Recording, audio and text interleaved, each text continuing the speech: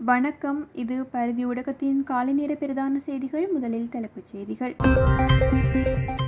இலங்கையில் ஆட்சி மாற்றம் எந்த நேரத்திலும் எதுவும் நடக்கலாம், இப்படி கூறுகிறது ரணில் தரப்பு. சக்தி வாய்ந்த அரசியல்வாதிகளின் சொத்துக்களை விசாரிப்பதில் புலனாய்வு பிரிவிற்கு ஏற்பட்டுள்ள நெருக்கடி. சிலை வைத்து கொண்டாடப்பட வேண்டிய வீரராம் மகிந்த. உயிர்த்த ஞாயிறு தாக்குதல் குற்றவாளிகள் தொடர்பிலே எதிர்க்கட்சி மீது அரசு பகிரங்க குற்றச்சாட்டு. சுமந்திரனின் கடையடைப்பை ஏற்றுக்கொள்ள முடியாது, மன்னார் மறை மாவட்ட ஆயர் இல்லம் கடும் எச்சரிக்கை. தமிழர் பகுதியொன்றில் மர்ம நபர்கள் அடாவடி, வீட்டு உரிமையாளர் மீது தாக்குதல். பேருந்துகளில் அறிமுகமாகும் புதிய திட்டம். நாமலுக்கு இறுகும் பிடி, வங்கி கணக்குகள் குறித்து விசாரணை. இனி தொடர்வன விரிவான செய்திகள்.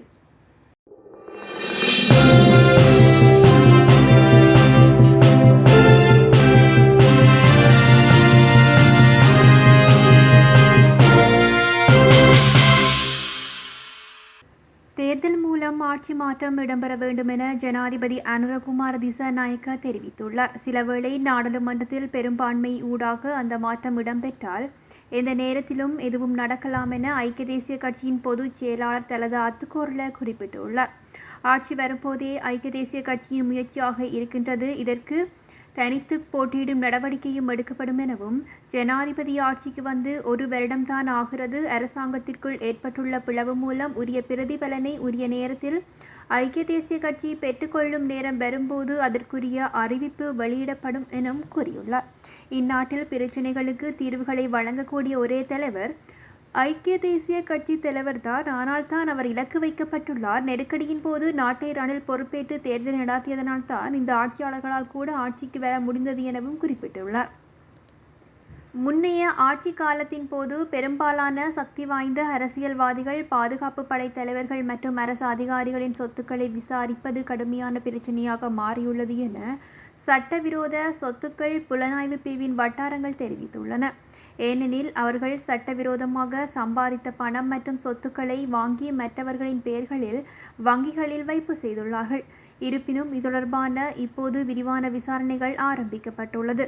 மேலும் இந்த அரசியல்வாதிகள் மற்றும் அரசு அதிகாரிகள் மீது முழுமையான விசாரணைகள் நடாத்தப்படும் எனவும் வட்டாரங்கள் கூறுகின்றன.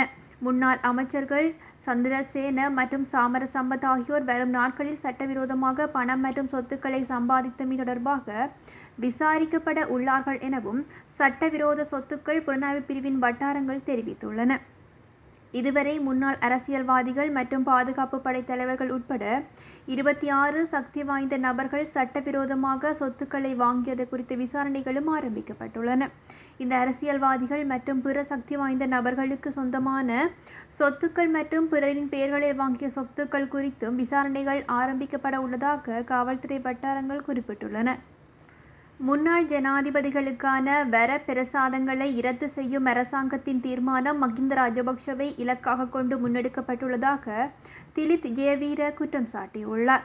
சர்வஜன அரசாங்கம் கட்சியின் ஆதரவாளர்கள் கலந்து கொண்ட நிகழ்வொன்றில் உரையாற்றும் போது அக்கட்சியின் தலைவரும் நாடாளுமன்ற உறுப்பினருமான திலித் ஜெயவீர மேற்கண்டவாறு குறிப்பிட்டுள்ளார். யுத்தத்தை வெற்றி கொண்ட மகிந்த ராஜபக்ஷவை இழிவுபடுத்துவதும் அவமானப்படுத்துவதுமே இந்த அரசாங்கத்தின் நோக்கமாகும் எனவும், அதற்காகவே முன்னாள் ஜனாதிபதிகளுக்கான வர பிரசாதங்களை இரத்து செய்யும் தீர்மானத்தை முன்னெடுத்துள்ளார்கள் எனவும், ராஜபக்ஷ குடும்பத்தின் பேராசை குறித்து தான் பலதடவை விமர்சித்துள்ளதாகவும், ஆனாலும் மகிந்த ராஜபக்ஷ என்பவர் சிலை வைத்து கொண்டாடப்பட வேண்டி கௌரவிக்கப்பட வேண்டிய வீரர் எனவும் குறிப்பிட்டுள்ளார். அரசாங்கம் உங்களது வீரனை வெளியிலே போட போகிறீர்கள் என தொடர்ச்சியாக அவரை அவமானப்படுத்தும் செயற்பாடுகளில் ஈடுபடுகிறது எனவும், முன்னாள் ஜனாதிபதிகளின் வர பிரசாதங்களை இரத்து செய்வதன் மூலம் எவ்வளவு தொகையை மிச்சப்படுத்த முடியும் என்ற கணக்கு விவரங்களை பகிரங்கப்படுத்த அரசாங்கம் தயாரா, அது தொடர்பான உண்மை தகவல்களை வெளியிடுவார்களா எனவும் திலித் ஜெயவீர சவால் விடுத்துள்ளார்.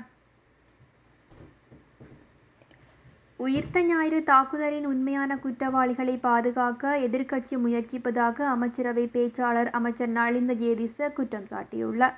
அத்துடன் அவர்களின் செயற்பாடுகளை முன்னாள் ராஜபக்ஷ நிர்வாகத்தின் செயல்களுடன் ஒப்பிட்டுள்ளார் எனவும், பாதுகாப்பு பிரதி அமைச்சர் மேஜர் ஜெனரல் அருண ஜேசகர மீதான நம்பிக்கையில்லா தீர்மானம் குறித்து செய்தியாளர்களிடம் பேசிய அமைச்சர் நலிந்த ஜேதிச, தாக்குதல்களுக்கு முன்னர் கிழக்கு மாகாண பாதுகாப்பு படைகளின் தளபதியாக அவர் பதவி வகித்த காலப்பகுதியில் இது தொடர்பிலே இன்னும் விசாரணை உள்ளது எனவும் குறிப்பிட்டுள்ளார்.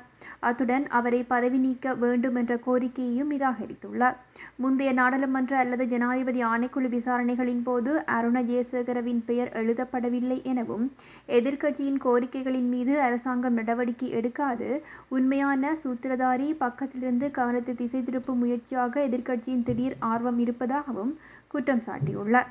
தாக்குதல்கள் குறித்து முன்கூட்டியே உளவுத்துறை தகவல்கள் இருந்த போதிலும் செயற்பட தவறியவர்களை குற்ற புலனாய்வு திணைக்கள விசாரணைகளை குறிவைப்பதாகவும் அவர் மேலும் குறிப்பிட்டுள்ளார். ஆவணி மாதம் 15ஆம் தேதி மடு திருத்தலத்தின் பிரதான திருநாள் அன்று வடக்கு கிழக்கில் அடைக்கப்பட்டிருக்கும் கடையடைப்பை ஏற்றுக்கொள்ள முடியாது என மன்னார் மாவட்ட குரு முதல்வர் திரு சிவநேசன் அடிகளார் தெரிவித்துள்ளார். தேசிய ரீதியில் இலங்கையில் அனைத்து பாகங்களிலும் இருந்து இலட்சக்கணக்கான மக்கள் வருகை தரும் திருவிழா நாளில் இந்த கடையெடுப்பை ஏற்பாடு செய்திருப்பது ஏற்றுக்கொள்ள முடியாது எனவும், இது கண்டனத்திற்குரியது எனவும் குறிப்பிட்டுள்ளார். கடையடைப்பைக்கான காரணத்தை தாம் ஏற்றுக்கொள்கின்றோம் எனவும், அதற்கு ஆதரவாக தாம் இருக்கின்றோம் எனவும், இன்று மட்டுமல்ல மன்னார் ஆயர் ராயப்பு ஜோசப் ஆண்டகை அவர்கள் காலத்திலும் மன்னார் மாவட்ட திருச்சபை குறிப்பாக மன்னார் குருக்கள் ஆயரோடு இணைந்து தமிழ் மக்களின் உரிமைக்காக குரல் கொடுக்கின்றார்கள் எனவும், ஆனாலும் வழிபாடு நடைபெறும் நேரங்களில் கர்த்தால் ஏற்படும் போது பிரச்சினை ஏற்படும் எனவும், அதனை பிற்போடுமாறு வேண்டுகோள் விடுப்பதாகவும் குறிப்பிட்டுள்ளார். வவுனியா உக்குளாங்குளம் பகுதியிலுள்ள வீட்டில் மீது இனம் தெரியாத நபர்கள் தாக்குதல் மேற்கொண்டுள்ளார்கள். வவுனியா உக்குளாங்குளம் சிவன் கோயில் பகுதியிலுள்ள வீடு ஒன்று நுழைவாயிலில் மற்றும் வீட்டு வேலி மீது இனம் தெரியாத குழு ஒன்று தாக்குதல் மேற்கொண்டுள்ளது. தாக்குதல் சத்தத்தை அடுத்து வெளியில் வந்த வீட்டு உரிமையாளர் மீதும் அந்த குழு தாக்குதல் நடாத்தியதில் அவர் காயமடைந்து வைத்தியசாலையில் அனுமதிக்கப்பட்டுள்ளார். மேற்படி சம்பவம் தொடர்பிலே வீட்டு உரிமையாளரால் செய்யப்பட்ட முறைப்பாட்டிற்கு அமைய வவுனியா காவல்துறையினர் விசாரணைகளை மேற்கொண்டு வருகிறார்கள். நீண்ட தூர பேருந்துகளில் ஏற்படும் விபத்துக்களை குறைப்பதற்கான ஒரு முன்னோடி திட்டம் தனியார் துறையின் பங்களிப்புடன் ஆரம்பிக்கப்பட்டுள்ளது. அதன்படி அரசு மற்றும் தனியார் பேருந்துகளின் செயற்கை நுண்ணறிவு கேமரா அமைப்பு அறிமுகப்படுத்தப்பட்டுள்ளது. இந்த முயற்சியின் கீழ் ஓட்டுநர் நடத்தை கண்காணிக்கவும், தேவைப்படும் போது எச்சரிக்கைகளை வழங்கவும் 40 AI கேமராக்கள் பேருந்துகளில் நிறுவப்பட்டுள்ளதாக கூறப்பட்டுள்ளது. இந்த அமைப்பு மூலம் ஓட்டுநர் சோர்வு, மயக்கம் அல்லது கண்மூடல் போன்ற அறிகுறிகளை கண்டறிய முடியும் எனவும், அத்துடன் போக்குவரத்து விதிகள் மற்றும் ஆசனப்பட்டி பயன்பாடு ஆகியவற்றின் இணக்கத்தை கண்காணிக்க முடியும் எனவும் கூறப்பட்டுள்ளது. இது ஓட்டுநர்களுக்கு சமிக்ஞைகளை வழங்கும் மற்றும் பேருந்தை கட்டுப்படுத்த உதவும் எனவும், இந்த திட்டத்தின் மூலம் கட்டம் கதிர்காமம் பேருந்து சாலையின் போக்குவரத்து நெடுஞ்சாலைகள், துறைமுக மற்றும் சிவில் விமான போக்குவரத்து அமைச்சர் பிமல் ரத்நாயக்க தலைமையில் ஆரம்பிக்க வைக்கப்பட்டது. இந்நிகழ்வின் போது பல நீண்ட தூர பேருந்துகளில் AI கேமராக்களும் பொருத்தப்பட்டுள்ளன. ரக்பி விளம்பரத்திற்காக இந்தியா கிறிஸ் நிறுவனத்திடமிருந்து நிதியை பெற்று தவறாக பயன்படுத்தியதற்காக நாடாளுமன்ற உறுப்பினர் நாமல் ராஜபக்ஷவிற்கு எதிரான வழக்குடன் தொடர்புடைய வங்கிக் கணக்குகள் குறித்து விசாரணைகள் மேற்கொள்ளப்பட்டுள்ளன. அதன்படி வழக்குடன் தொடர்புடைய என கூறப்படும் 70 மில்லியன் ரூபாயை பெற்ற WD நிமல் H பெரேராவின் 2 வங்கிக் கணக்குகள் குறித்து விசாரணைகள் வருவதாக நிதி குற்ற விசாரணை பிரிவு கொழும்பு பிரதான நீதவான் தெரிவித்துள்ளார். அத்துடன் வெளிநாட்டு நபர்களால் பல மில்லியன் கணக்கான தொகையும் வைப்பு செய்யப்பட்டுள்ளதாக கூறப்பட்டுள்ளது. வைப்பு தொகைக்கான தெளிவான விளக்கத்தை நிமல் பெரேரா வழங்கவில்லை எனவும், இந்நிலையில் விசாரணை கோப்பையை திறந்து வைத்து சந்தேக நபர்களை அடையாளம் கண்டு நீதிமன்றத்தில் முன்னிலைப்படுத்துமாறும் கொழும்பு பிரதான நீதவான் உத்தரவிட்டுள்ளார்.